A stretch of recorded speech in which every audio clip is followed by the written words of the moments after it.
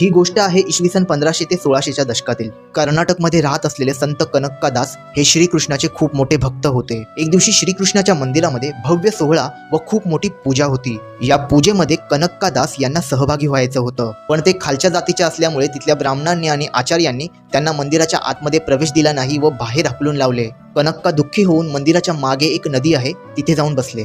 त्यांनी भगवान श्रीकृष्णाला कळकळून हाक मारली व त्यांचे नामस्मरण करत त्यांचे भजन करायला सुरुवात केली. अचानक एक चमत्कार झाला.